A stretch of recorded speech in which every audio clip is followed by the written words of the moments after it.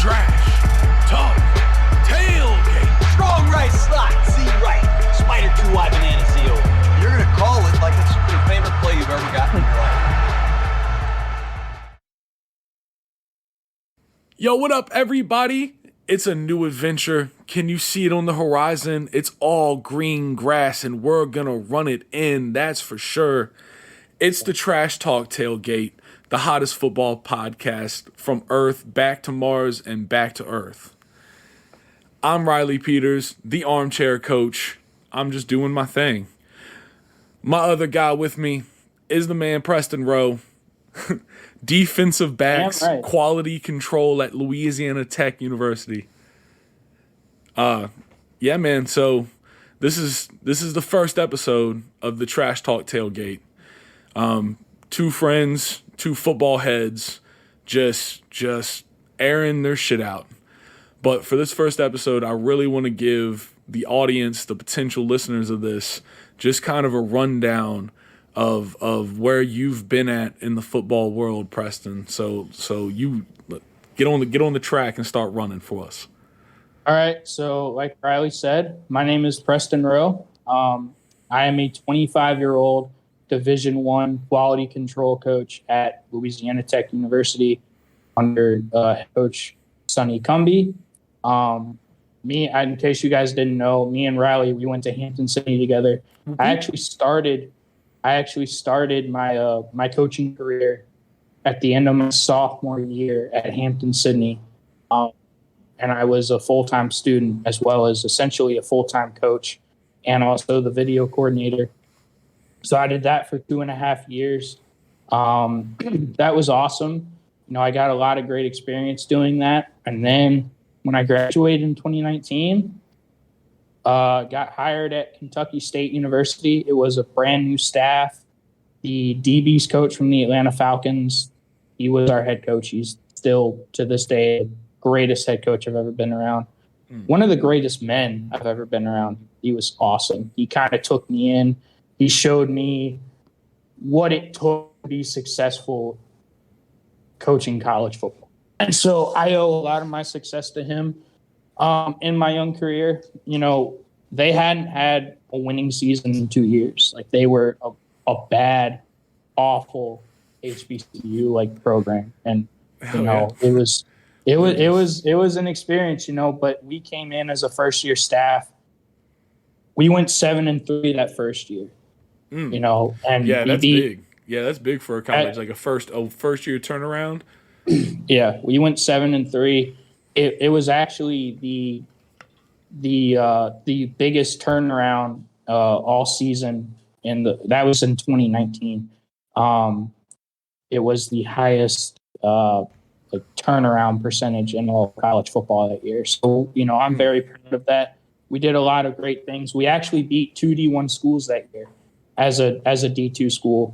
We went up to Robert Morris week 1. We beat them. And then we beat Jackson State at Lucas Oil Stadium, and that was awesome. Yeah. Still the coolest thing I've ever done in coaching is going to Lucas Oil Stadium. Hell yeah. Okay, so at Kentucky State, what was your spot? Like, what was your position? Your title? So I was the linebackers coach.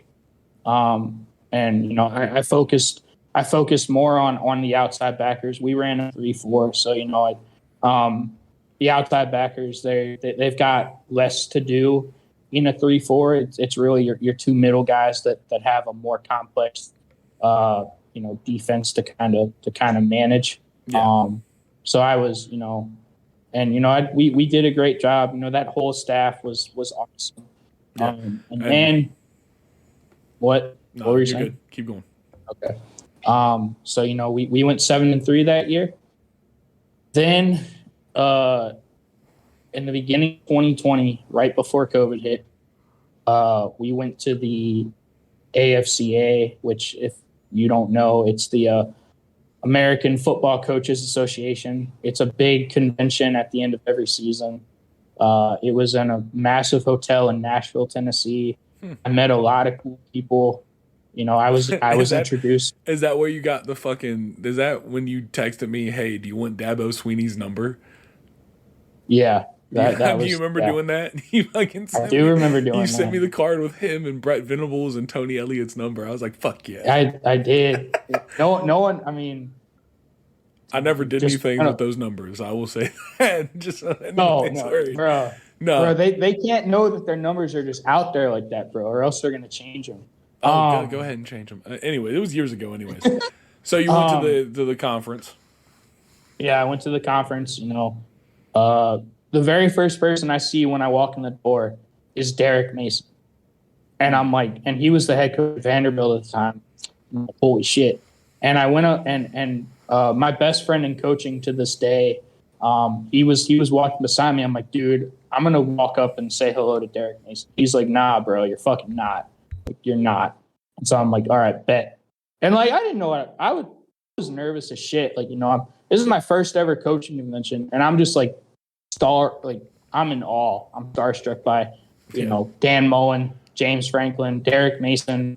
I saw Bronco Mendenhall. Ooh. Who else did I see?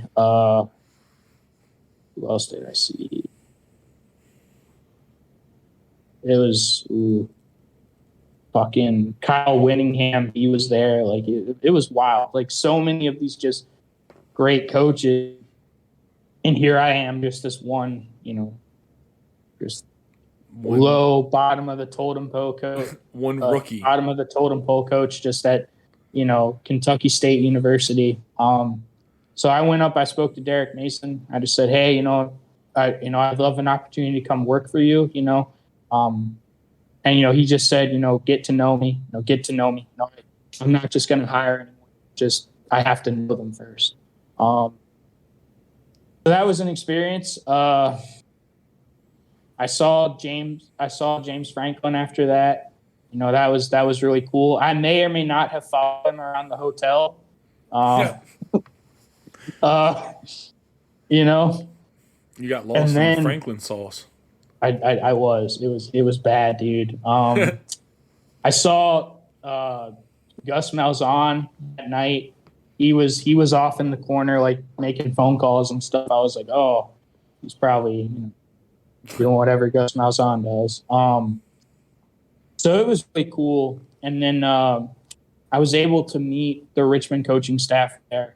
And in case you guys don't know, I'm from Richmond, Virginia. That's where I grew up.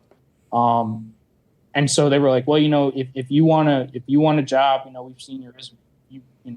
You can come be a part of our program as a quality control. So I did that for 2 years. It was unfortunate though, because as soon as I got to Richmond, that's when the whole world shut down because of COVID.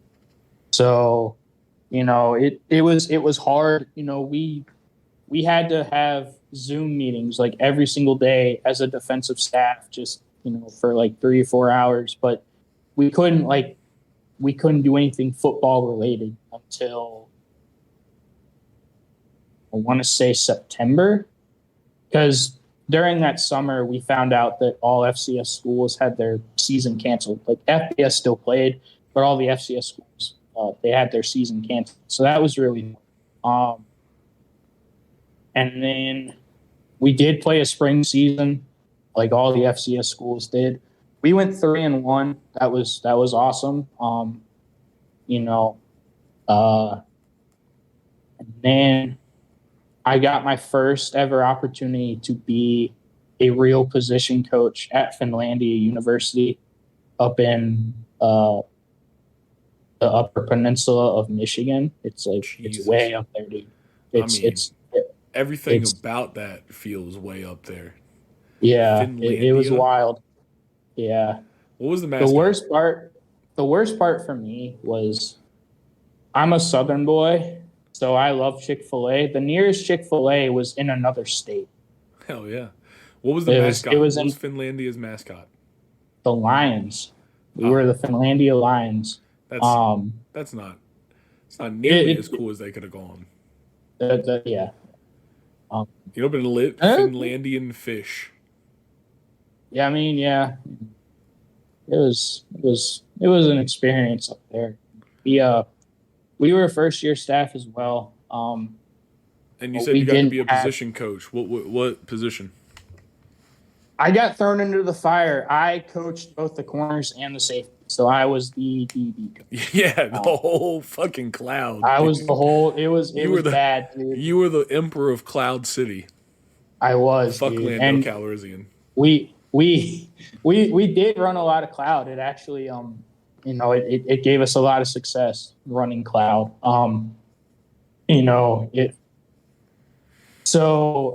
We didn't have as much success up there. They were a small D3 school. They hadn't had a whole lot of success. It was another first year coaching staff. It was just kind of tough because whenever you're a 24-year-old coach and you've got the third most college coaching experience on your staff, that's not a recipe for success. That's all I'm going to say about it. Yeah, that sauce tastes a little bitter. Yeah. I mean, I'm glad I did it because, I was thrown into the fire and it gave me a lot of valuable just position coaching experience, Yeah, I can only imagine. Yeah, and I'm proud of it because by the end of the season, our DBs were probably the best unit on the team. Like, Nice. just it was awesome. And I still talk to a lot of those guys. That's the thing about coaching that sticks with you. It's just, it's a lot of hours. It's very hard. But the relationships that you build with your guys, your players, with all your coaches that you work with, they're not just relationships, they're brotherhoods, and you're going to have them for life. And that's the coolest thing about coaching. Obviously, yes, I'm very competitive. Riley, as you know, I'm very fucking competitive. I want to fucking win. Never seen it before. Fucking air hockey, dude. But like, I want to win, but at the same time, it's about developing, positive relationships with all your guys. And that's, if you're not, you can't get into coaching for money because there's not a whole lot of money in the game. It's just, especially at the college level.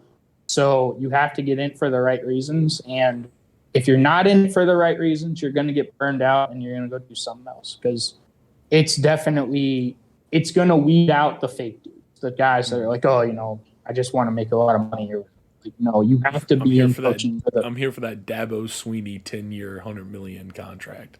Yeah. I mean, everyone says the best job in whatever is, a fired college football coach, like a Power 5 fired college oh my God, yeah. Because of all the buyout money, but people don't realize how hard those guys have to work to get there.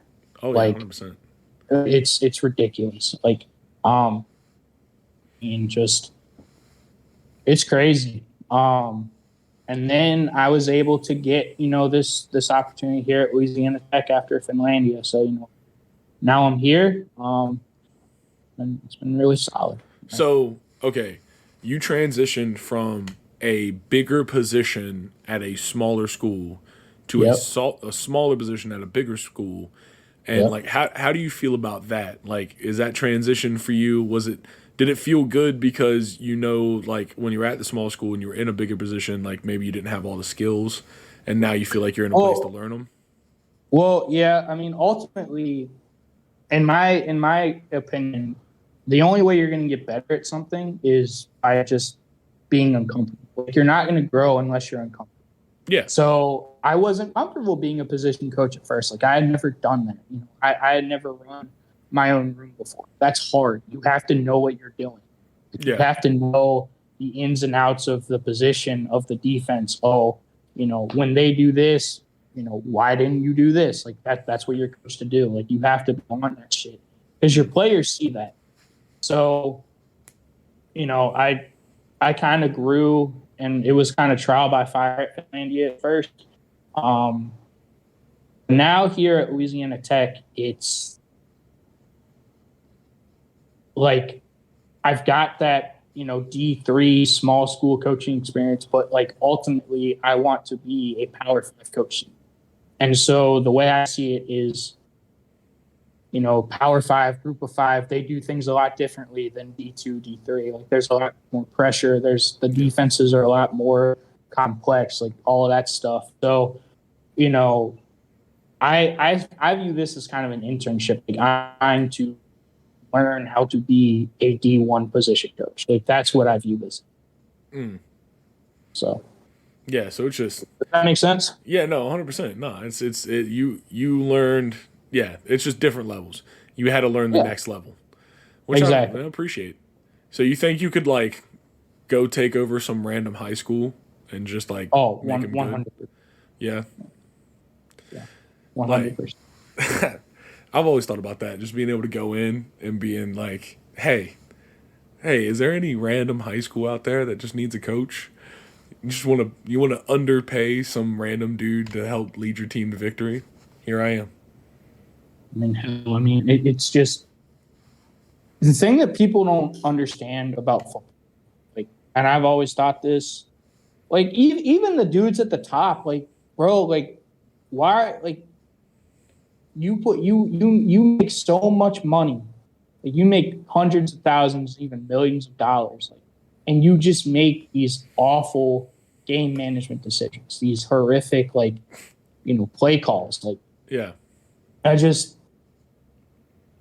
football is a simple game. Like people, yes, it's complex, but at the same time, it's very simple. Like sometimes, like if you don't have an identity, and if you just try to throw whatever, just see what sticks at like a dartboard or whatever, you're not going to have success. And I think that a lot of these coaches, especially like with all this analytical bullshit, like yeah, it's cool, but it's not football. Like at the end of the day, football is about winning the lines of scrimmage. It's about running the football. It's about stopping the run.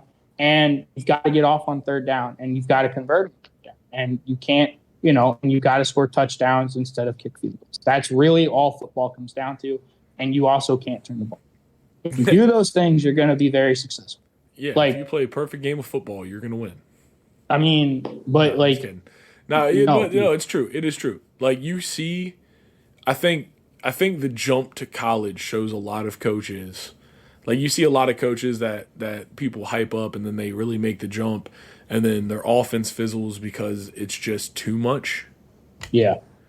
I agree with that. I think Brett Venables may. I mean, this is his first year at Oklahoma, but he had a really good team that he walked into, and I think everybody would agree that the product that he has produced so far at Oklahoma has not been what was desired of his hiring. Well, yeah. I mean, And I think it's because Dabo was able to keep some of his defensive decisions in check. Because I think Brett Venables is actually a wild man. I he love him. 100%. Yeah. I love him. Like He was an awesome DC to have, but as the head coach, Yeah. like the head coach, I think it might be a little bit too much. We'll see. We'll see if he dials himself back. But, that's definitely something to look at. And like, I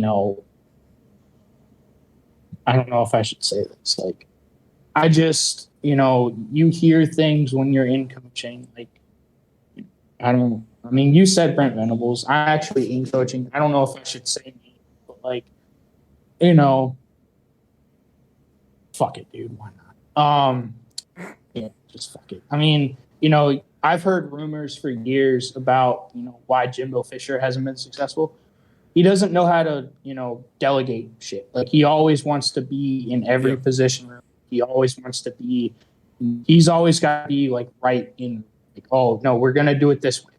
No, you got to hire assistants that you trust, and yes, ultimately the head coach makes the final decisions, but you've got to let your coaches. You can't be in every single position. You can't be in every, like special team or whatever. Like.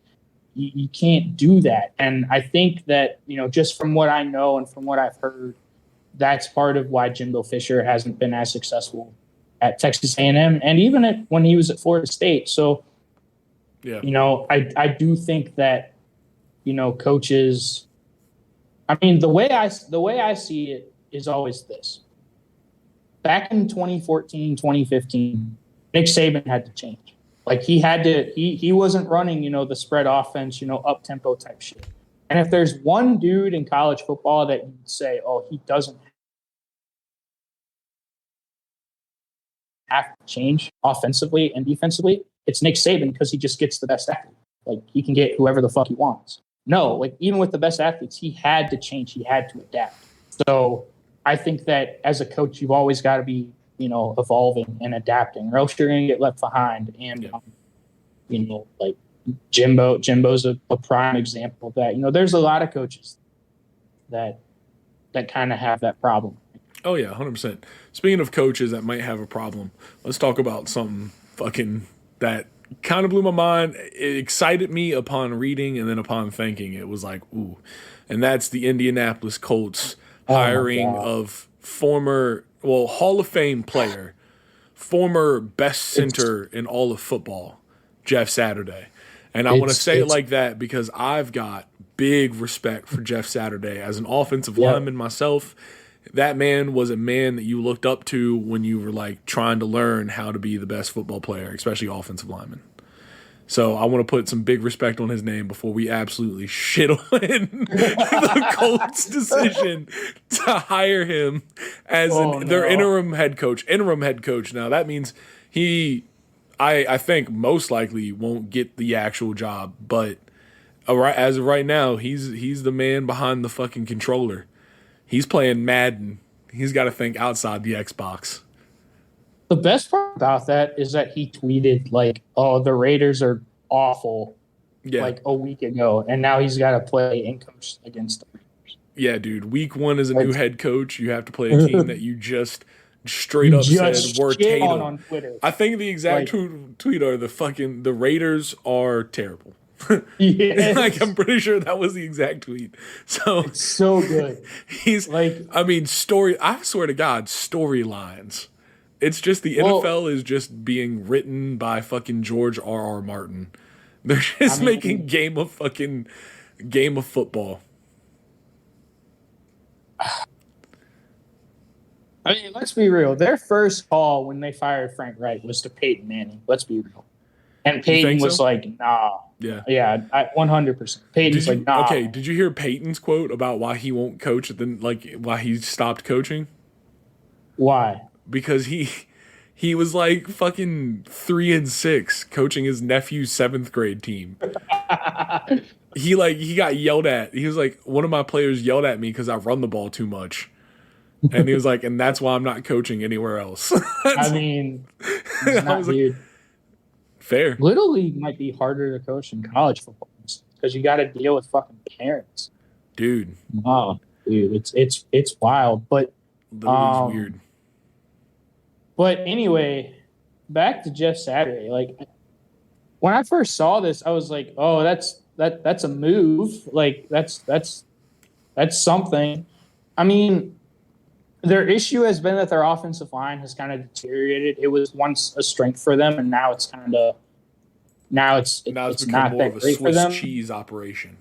Yeah, I mean, so I do think he can, improve that a little bit, but. Yeah, but that doesn't mean you hire him as the head coach. It means you hire him as the offensive line coach. I know you mean that. I just want to say it like that because fucking someone missed that memo in the Colts organization. I swear to God. Dude. Like, I mean, he had a losing record at his high school. 20. No, he didn't have a losing record. He was 20-16 in 3 seasons. Oh. Okay, all right. I'd just above 500. Just above 500. I mean, okay. Maybe. I mean, the only way this will work in theory is if he legit is just like, I'm going to coach the offensive line and I'm going to be a CEO for the football team. Yep, I was literally going to say that's the only way this could possibly work. I don't think it's going to work. I think that Jim Irsay is not talked about enough as one of the more dysfunctional owners in the league. Yeah. Dude, they've been they especially recently been through so much chaos, and it's just not. Yeah. I mean, it's because Dan Snyder's so fucking bad. I mean, literally, Dan Snyder being so bad is the reason why no one realizes there's a bunch of other shitty owners. But it just so happens that one owner is so goddamn bad. He is just so terrible. Yeah, it's bad. Dude. so my thing is that one thing that Jeff Saturday was known as during his playing career is a master of communication. Yep. I mean, he was really well known for just being like a maestro on the line, being able to sync everyone together. And he would get in arguments with Peyton Manning on the sideline. yeah, exactly. And like, I think that will play well in this case. I think if he is able to be what he was on the field, which is like the master communicator and like someone that could keep everyone in the same page. I think because especially as a center, as an offensive lineman, your entire idea of football is relied around other people making most of the plays. It's my job to make sure that the people that make the plays can make the plays. So like as an offensive lineman, you develop that natural trust in the people that are around you. And I think he may. I mean, I think if it's successful, it kind of shows why offensive linemen are the most superior football position that there is. I don't know about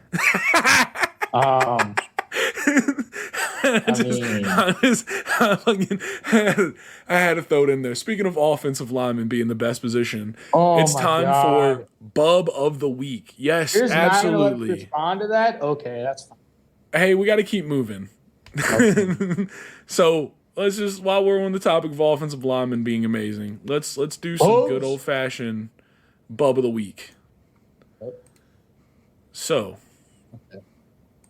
first, my first nominee for Bub of the Week is the referee from the Vikings Commanders game. Yeah, Mark, you do get credit for not turning it over, and they haven't for this so block. Far, as Heineke avoids pressure and right here.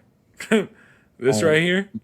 Referee on defensive back. Samuel, the boom, officials wide open for a touchdown. Big ugly bastard of the week, number 1, referee. Yeah, Mark, you do get credit for not turning it over, and they haven't so far. As so it's just kind of a fucking get her out, go deep. Fucking referee. You see him? Yeah. Runs right into the fucking defensive back. Leaves my boy open. Oh, no. It's fucking Harrison Smith, too. Oh, that is rough. Okay. You hate to see it. Now, for my actually more legit big ugly bastard of the week is Paris Johnson Jr. from Ohio State University. Repping the fucking 77, which was my number back in the day. And if you see a 77 on the O-line, you should just stay away from him. So he's playing the left tackle position, the blind side, the money spot. And it's a screenplay, one of my favorite plays in all of fucking football. And I'm not talking about a movie, but this one was definitely on film. Down, including Jones, the right tackle, making his 22nd career start. They set up a screen. Look at him. Look at him. Put him in the fucking sideline. That's like some blindside shit right there. That's what I'm saying, man. Okay, and then I got one more from him. It was time for him to go home. Head coach, he's also so here he is on this one. Same spot, left tackle, up top. Caller for the Buckeyes. Look at him just fucking maul this kid, too. Did you say with Buzz, by the way? Huh? Oh, big ugly bastard. Yeah. I believe I did, but if I didn't, that's it. I don't think you did. Oh, it's the big ugly bastard. It's a story from my youth. I had a football coach named Coach Bubba. Shout out Coach Bubba. I can't remember his actual name. Hampton, Virginia, the Fox Hill Redskins, baby. Oh, no. Yeah, dude. Fox Hill Redskins, dude. And he called our offensive line the big ugly bastards, man, the Bubs. And honestly, the mentality that coach put in me and like that bub mentality, dude, I use that shit as long as I played all the way through my entire fucking playing career. That was just the mentality I brought to the fucking field. And, it's different, baby. It fucking hits diffy for sure. Oh, man. So we're both representing two teams. You got to check out the YouTube and see the video edition of Trash Talk Tailgate to see us repping. My man Preston, he's got the Louisiana Tech, The fucking Bulldogs, boys. the slobby bulldog one. And I'm of course rocking CLEMSON Clemson. The team with the dream, as always. And the dream it's just a dream now because you lost. It is just a dream now. Fuck goddamn Notre Dame. I swear to God, Notre Dame is fucking Clemson's kryptonite. Those goddamn kitty touchers. I swear to God. Oh my God. I mean, they just every time they play Clemson, they seem to just be the best that they are. And I just can't help but cringe watching Clemson with a quarterback that costs us games. At the end of that game, you sent me a message. Yeah. You said, "Do you miss sunshine?" And I do. I miss the shit out of sunshine, dude. Instead, he's getting fucking underused by the goddamn Jaguars. Well, he's starting to pop off now, but he's getting fucking underused by the goddamn Jaguars and ruining his good goddamn name while DJ Uiagalelei is throwing picks in the fucking fourth quarter crunch time. And Cade Klubnik, he also threw. He did too, but fucking DJ's was a pick six. It was. Cade's did turn into a touchdown, but that pick six fucking iced it. All right. So speaking of popping off, I have a question for you, Riley. Okay. Because Tua Tagovailoa has popped off this year, is that proof that if you go to the shadow realm, it's actually good for you and it makes you strong? I mean, in the words of Kanye West, whatever doesn't kill you makes you stronger. It's true. Tua has kind of quietly played his way into the MVP conversation. I think he has. I mean, at the beginning of the season, if you think he silently worked his way into the fucking MVP conversation the first 5 weeks of the season, you're tripping. He was, in my opinion, solid first. He's undefeated. He's undefeated in every game that he starts and finishes. Yo, that finishes is real fucking important. It's true though. I know it is. It's so fucking important. And it's so important. If you look at the Dolphins' record with and without fucking Tua. It was bad. Yeah. It's bad. Tyreek Hill, he's kind of played himself into that conversation as well. I mean, offensive player of the year, I think. I don't think MVP. If he goes for 2,000, dude. You think he'll go for 2,000? If you're going to give it to a receiver, that would be the year to do it. I mean, that is true. It would be interesting to see a wide receiver win MVP. Especially because ever won MVP? I don't think so. I don't think so either. I don't think so. Yeah. I don't.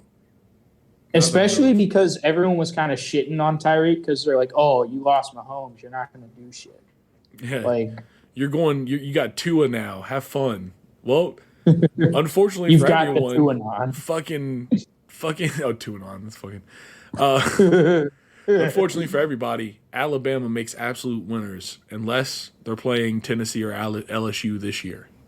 That's true. Man, fucking game. Whoo. That was the best game of the year by so far. Yeah, definitely. Yeah. I mean, that was a fucking banger, dude. That's what you want. That's what you want a game like Alabama LSU to be. They just put the fucking boxing gloves on and punched each other. They did. And I don't like Brian Kelly. But the man can coach. I mean, he also killed a kid, so let's not lose sight of that. Yeah, he can coach. I said I wasn't going to throw shade. That's the best coaching you've ever seen. Yeah, he coached a kid to the grave. Come on, man. I mean, it was a video guy, but it's fine. Did he not coach kid to the grave though? I guess. Anyways, keep going.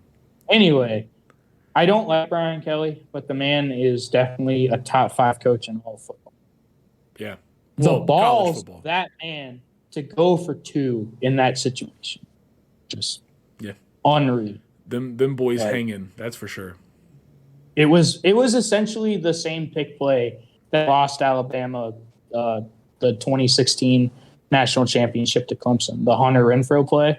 That's what they did. It was just a fucking pick play. Yeah. That's all they did. I mean, it's one of the most effective red zone plays in the playbook, honestly. It is. It is. If you have a good wide receiver that can really nail that route. Yep. You got to be able to nail it. Phrasing. But, yeah.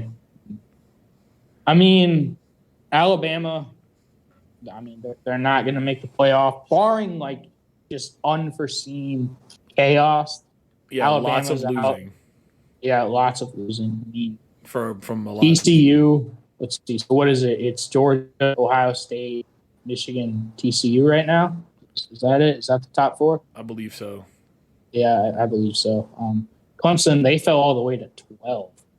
I thought that was fucking rough. It was. If y'all had lost in a close game, you wouldn't have dropped that far. But you got blown out by a team that lost to Marshall. I know, now, granted, like the mark of a good coach is, to me, you show improvement every single week. Like, this Notre Dame team, they wouldn't lose to Marshall now, but at the beginning of the season, they looked like a mess. I mean, they whipped the dude. They played their fucking ass off, man. It's like, I mean, that game was just. I felt like every time they got to make the perfect play, they fucking made it. And when your team isn't producing yards and really not producing fucking scoring drives, there's nothing you can do. I mean, they ground the offense to a fucking halt. It's so hard, man. God, it fucking bothers me. It just bothers me watching the Clemson offense grind to a halt, dude. Because it's not fucking Dabo. I mean, he's trying his ass off, dude. There's so many great, seriously, when you watch a game, there's so many missed opportunities from the fucking team this year. Like, the plays that were made under Taj Boyd, under Deshaun Watson, under Trevor Lawrence, like, they're just even not Kelly being Bryant. Kind of. In a sense, yeah. I think they were undefeated with Kelly Bryant. I mean, till Sunshine. So they got smacked by Bama in the semifinals. I mean, that's fair. But Sunshine. But yeah, miss Sunshine. Yeah, I do fucking miss Sunshine. But it's just, and so the scheme. I think the scheme is working. The plays are just being. I mean, the plays aren't being made. Yeah. And at that point, do you change the scheme to benefit the player, or do you get a better player to fit the scheme? And that's do you know what Dabo's they're going to do? Do you know what they're going to do, Riley? Fucking what? What are they going to do? So, I don't know if a lot of people know this. Jeff Scott, the former OC at Clemson, just got fired from USF. They're going to hire his ass back. Yeah, it's not a bad choice. He went 4-32 as the head coach at USF. I mean, Dabo, I guarantee you that was the first call Dabo made. Like, please come back and save us. Because, he was their wide receiver coach as well. He recruited all those great receivers, Mike Williams, T. Higgins, Renfro. He's the reason they had such studs on the outside, and that's what made Clemson so dangerous. Dude, right? Our most impressive studs are fucking tight end. Yeah. Or 2 tight ends. They don't have those guys on the perimeter right now. And I mean, hell, even Deion Kane, Ray McLeod, all these dudes were really good at Clemson. So, they're definitely going to do everything they can to try. That's what I would do. I would think that's what Dabo would do. Yeah, I mean, defensively. I kind of thought they would take a step back with they haven't been that bad without them, but offensively, the defense actually still looks pretty good. I mean, they really got fucked by the offense against Notre Dame. They did, and once again, I mean, there's just nothing you can do about that. If your offense isn't helping you, your defense can only take so many. It's like being the goalie for a soccer team that's really fucking terrible. Shout out to my wife Caroline and Sweetbriar Soccer. My wife Caroline led all of the NCAA and saved goals with a fucking no-win record because her team was so bad. They got so many shots on goal put on them. Like my wife saved like 63% of them, and they still lost like 10-0 almost every game. I mean, if anyone knows what it's like to have great defense just be completely fucked by an incompetent offense, it's me as a Virginia Tech fan.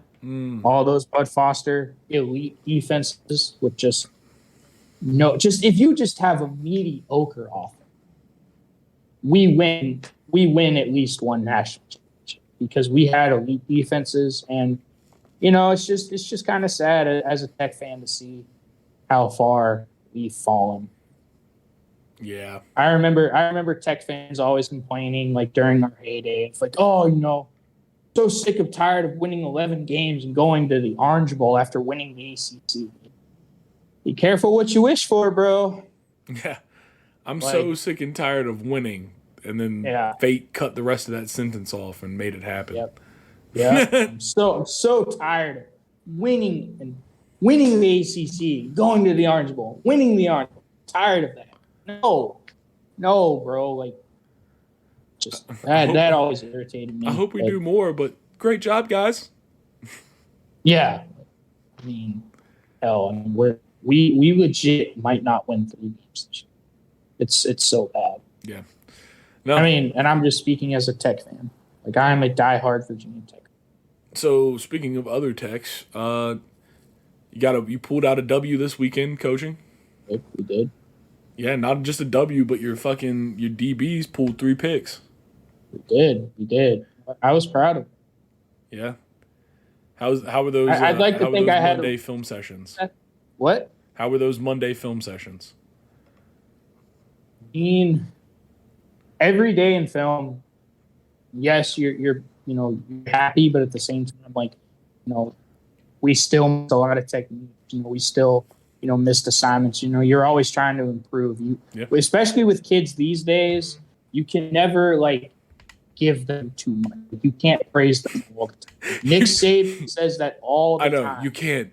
You can't give them your love and affection. You must make them earn it with great play.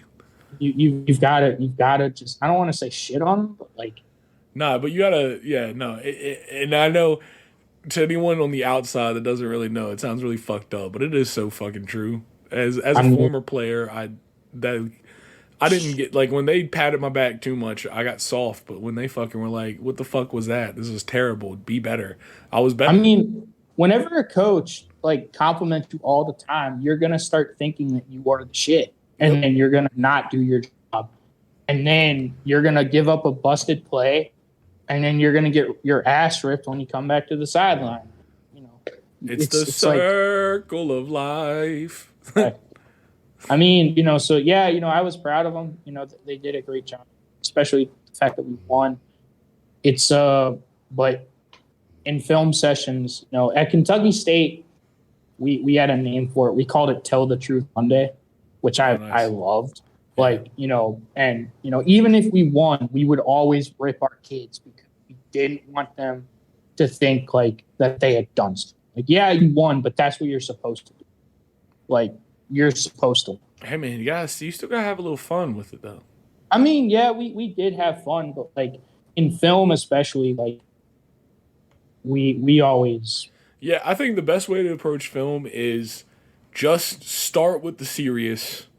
Yeah. Be honest up front, get through that, and then end it with something light to get you into practice. I agree with that. That's the best way to do film sessions. I in my experience as a player. Yep, I agree with that. Yeah. So y'all pulled out the win. We did.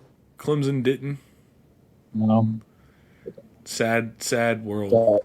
Sad. Riley's a sad boy over here. These are sad boy for your hours. boy. All right. So I think one of the last things that we're going to do here is something I really hope the people enjoy, which is hopefully. I really do. We're going to call it our sideline. Call it fill the scenario. I don't want to hear any more Ohio State play. So, what we're gonna do is we're each gonna give the other one a football scenario, and the one whoever didn't just give the scenario is going to draw a play up to fill said scenario. And then we're going to allow the audience, you listening, wherever you can comment, go to YouTube if you want. We're going to eventually set up social medias. We'll probably do it there. But, YouTube video, comments, let us know what you think, what plays better, what play will work. So, yeah. All right. 3rd down and 7. Okay. You're on the 35. Like in. I'm backed up on the 35? Nope, okay. 35 going in. Okay, 35. Okay, cool. Yeah, right. You're this doc and you're going in. You have 2 minutes and 30 seconds left in the 3rd quarter. Yep. And you are up by 3. Ooh. Okay. So I guess use the rest of these maroon ones and you just drag them and drop them onto the fucking thing. You said I'm up by 3 with 2:30 left? In the 3rd. In the 3rd, okay. So you're at the end of the 3rd quarter. You got a 3-point lead. You're in a 3rd and 7 scenario. Okay. How you feeling? All right. Is there a way to change the colors or whatever? No, we're keeping them these colors. These are our colors. But they're brown. They're so ugly. It's not brown. It's maroon. Like our beloved alma mater. I mean, that's true. That is true. So the ball's in the middle of the field, right? Yeah. Let's go ball in the middle. Okay, cool. So let's do this. All right. So what's your initial thoughts here as you're setting everything up? It's all about just the setup. So. All right. So he's going shotgun, bunch formation. Yeah. Strong left. Full strong left too. Tight end and running back to the power side. Yeah. Bunch on the weak. Yeah. So what I'm kind of thinking here is, in this situation, I know that if I get, if I don't get the first down, we can still probably kick the field goal. But I know that I really want to try to get the first down. So something that I think is kind of underrated in terms of being difficult to stop from a defensive perspective is bunch formations, but with the backside Y attached. Guys, for you don't know that the Y is the tight end backside. In this case, it's the D. So yeah, I'm just gonna try to, and the whole point of a bunch in this situation is to try to just get the defense to just not be on the same page. It's hard to cover a bunch formation, especially if you're going to be running some kind of man concept. So we're just gonna. That's kind of my thought process here. Okay, so make sure you go over and click on either the line or the drawing tool on the toolbar on the far right or left. Sorry, far left. Okay. Either get the pen. Yeah, or sorry the about line. this. You're good, man. They don't apologize to the people. They'll understand. We'll edit it out. It's fine. Okay, so let's see. So essentially,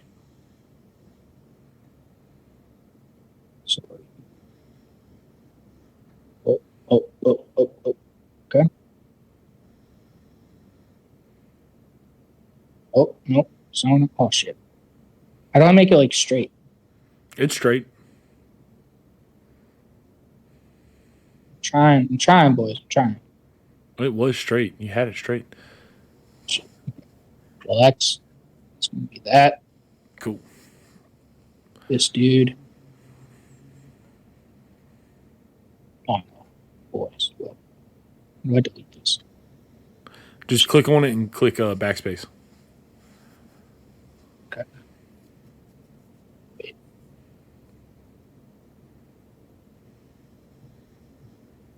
Okay, cool.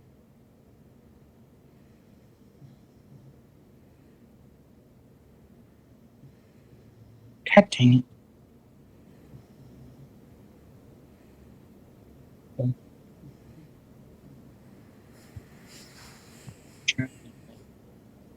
Kind of. Not making the line double move for you. Ooh, a spacing. Little Yes. scissor spacing. Yes. I love that Riley already knew what this was. And then I don't know if I can make him kind of sit, but Yeah, it's sitting. For all the people, he's going to stay there. He's not actually going to keep going. So it's just going to be like right here. And then do you know what the backside's going to do? And this is where it's really going to fuck with the backers. Okay. He's just going to run a little over route. So this is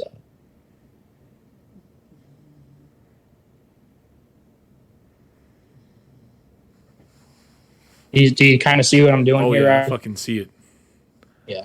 That's a hard one. I mean, yeah. Once again, we're back to really weird kind of flood techniques. Yep.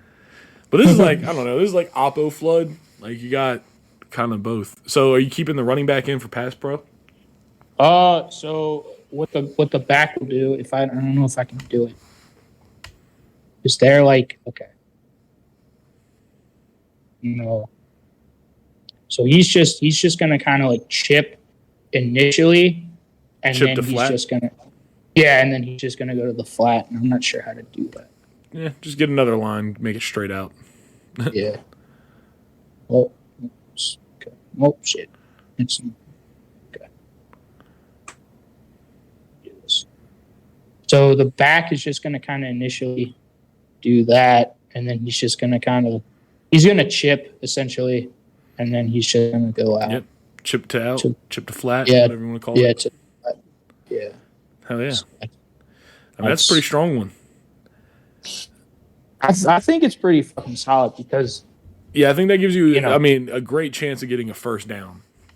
Even I potentially hitting the big one, but you're not trying to hit the big one. exactly. And especially in this case, I think most defenses are probably going to be pretty aggressive in this moment. Yep. You're down 3. You're at the end of the third quarter. You kind of need to make a play. It's 3rd and 7. You're betting on the pass. Yeah. The run's still in your mind, but you're rolling heavy for the pass. So you need something that's quick and pretty fucking spready, and this is it. Yeah. So who's your? Do you see why I like this so much? Oh yeah, who's your primary route? So the primary. Oh, shit. Okay. Read 1.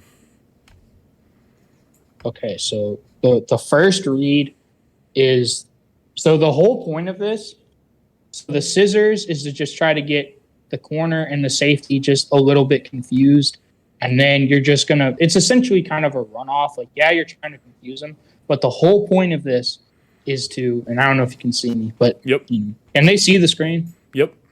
We'll edit that out. So the whole point of this is to try to get the corner and the safety just kind of run off and confused, and then you're going to try to hit the little spacing route underneath for the first down. And then if for some reason that backer is just going to sit on it, then you know that you've got the backside over route to the tight end because he's not going to be able to cover both of them. You know what I mean? Yeah, 100%. So, that's kind of the thought process there. You're scheming that dude. The goal is him sitting probably like a yard or 2 deeper than the first down line. Yep. So you can get a good. Okay, nice, solid. Okay, so I will handle racing. Give me a scenario. Okay. Let's see. Okay. They're not gonna let me. So let's do 2nd and 14. Okay. You're down 7 with 4 minutes to go. Second and 14, down 7 with Yep. 4 minutes to go at the end of the game. Yes, at the end of the game. Where at in the field? Let's say you're backed up on the 40. So where the quarterback is now? Like, no, you're backed up. Oh, So the you're deep backed up. 40. Yeah, the deep. Okay. So I got 4 minutes left. You're down 7, and it's 2nd and 14. What do you do, Mr. Riley Peters? Damn, you actually gave me kind of a crazy one. 2nd and 14. I did, bro.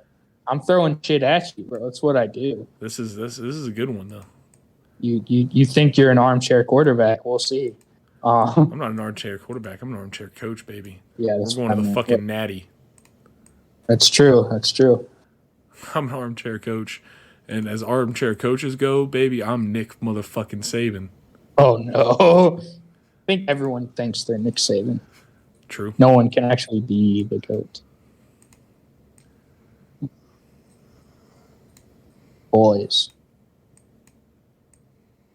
You know which one I'm ripping because this actually is a great scenario dude, you're for doing it, boy. I'm doing doing it. For the record, this was my idea. No, I gotta fuck. No, nope. I am using the one that's your idea. Never mind. I was gonna say something because it's so good. Yeah, it It's is so good. good, dude. Okay, so this is a shotgun right, wing back. Okay. Or sorry, shotgun left, wing back right. Yes. Stack doubles. Yeah. Okay. With a single receiver to the boundary. Yeah, single receiver to the boundary. All right, and this is, I'm going to stick with this. Or no, sorry, this. Okay. He's doing it. He's doing it. He's doing it. This play is so good. It's so good. This play is ridiculous. So then this guy needs to go like this, and then he's chipped to fade to out. And then this dude's just sending it. He's sending the plays. And then my Where's the beautiful, first one? idealistic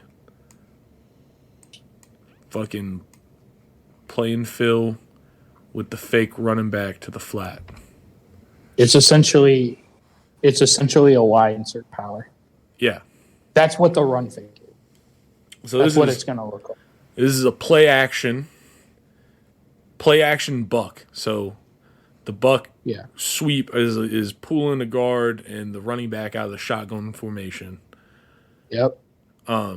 So the idea is we're going to fake this and make all the linebackers kind of commit to a outside run. They're going to flow. Yes.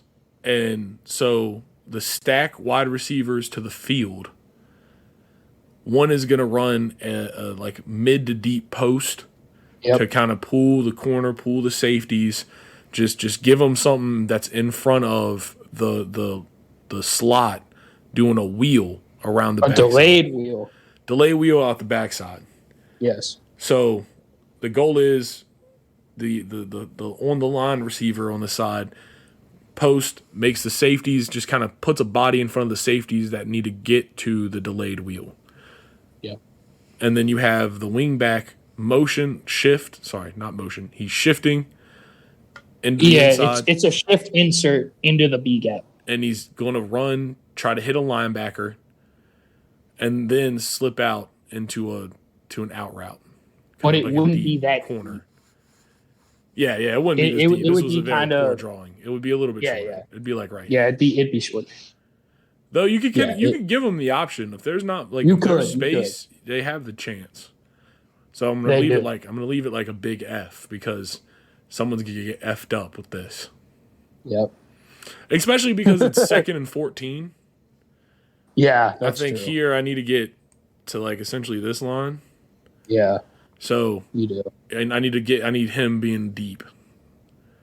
But I think my first is always going to be the delayed wheel. 100%. Because that's got money ball potential. Yeah. then especially if the corner and the safety get confused. That's why you have the stack, because you're trying to confuse the corner and the safety and get them to not communicate and be on the same page. Yeah. One of these can potentially be wide open, and it's more than likely going to be the wheel. Yep. So that's kind of why we're doing that. So this is my play. Give me 2nd and 14. I mean, we're going to hit. We have one guy, the boundary wide receiver, just doing a straight down the field, a 9. He's taking off. He is just making the corner on that side, potentially the safety. He's the last the defense. He is the last option, but he's just there to run off. You have him. Yep. You have the running back faking the run and then kind of hitting a flat, just dump off valve route. You have the wingback motion inside and then going up and out. Yeah. And then you have the post as another distraction route with the potential of being there if need be. Yeah. And so it just, for 2nd and 14, when you need a score, oh yeah, baby. Yeah. We're dialing. We're dialing. And the other beautiful thing about this is it's got all the elements of a true run. Because the Y, he's going to shift into the B gap and he's going to insert like it's a true run play. Yeah. The power motion, like the power movement, that's gonna not only make the linebackers flow, but that's gonna make hopefully the safety flow as well, which is why that wheel is gonna be hopefully wide open for a touchdown. Does that make sense? Oh, 100%. Yep. It's all about confusion. Exactly. All right. That is a money play.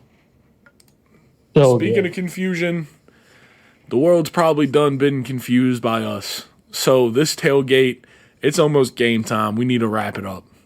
My brother, it's been a great fucking session with you, man. I can't wait to do it again.